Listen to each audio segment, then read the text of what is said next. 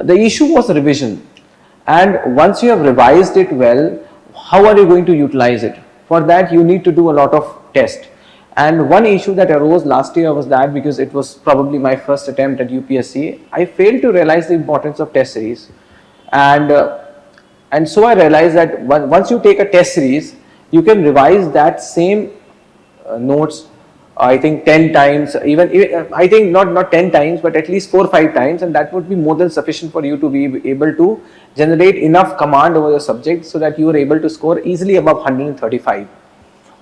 So notes revision, I had revised it by at least 5-6 times only because of test series, and I had written down 10 tests. I think on the whole, while preparing for UPSC 2021, I have given around 26 to 28 full length tests, out of which 10 tests was solely devoted to geography, because I had focused mainly on geography as an optional, because I realized the high scoring potential of the subject, because we've seen so many people in the past have scored such good marks in geography. It's just that this general perception that has been created among certain people that geography is really not high scoring, I think it's not true to a great extent. Okay, so the first thing that we did was to make notes, and which I had already done in the past. The thing was to revise. And how did I revise it? You revise it by focusing your preparation around test series. And the second thing would be doing as many tests as possible. Doing as many tests as possible. I wrote around 10 tests, and out of which 5 were paper 1 and 5 were paper 2, out of which 4 were sectional and 1 was full length. Now I focused more on the sectional aspect because I wanted to improve certain specific areas. For example, in geography paper 1, I focused more on geomorphology aspect, and in paper 2 paper 2 I focused more on contemporary issues, because they're usually very current based and gives you the scope, gives you ample opportunity to write different kind of content. Okay, the second thing would be integrating current affairs. And how do you do that? You integrate current affairs through the use of examples, and paper 2 gives you an opportunity to integrate current affairs through the use of case studies.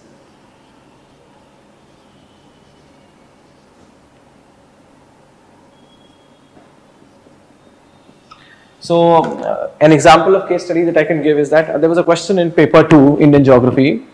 I think it was about critically analyze the economical and environmental issues of interlinking of rivers, and I gave a very specific case study of Ken-Betwa river link project, and I mentioned there Dodhan Dam, Or Dam.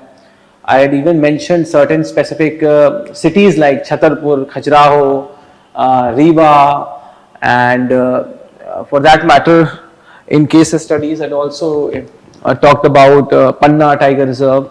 So the more regional, and again the fourth aspect would be regional maps, regional aspect and maps.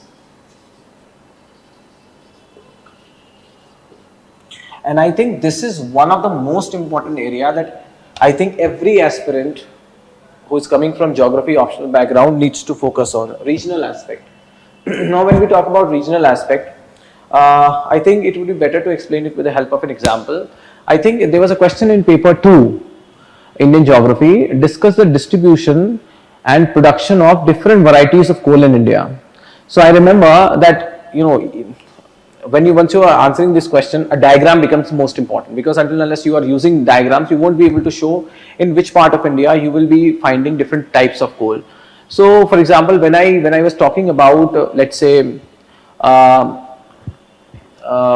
Gondwana type of coal, I did not simply drew the diagram of India like this.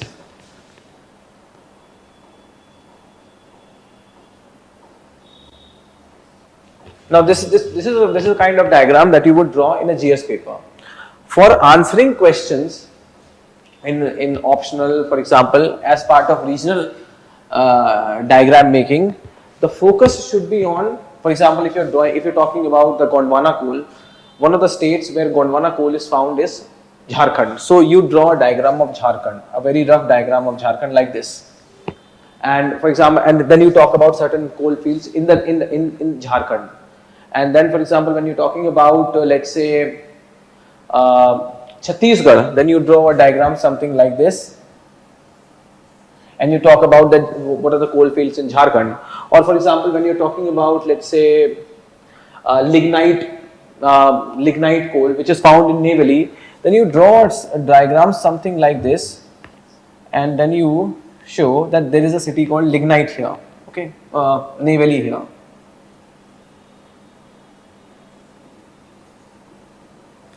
And for example, when you are mentioning a place like Umarsar, which is found in Gujarat, then you draw a diagram of Gujarat like this, and then you show a place that this is Umarsar.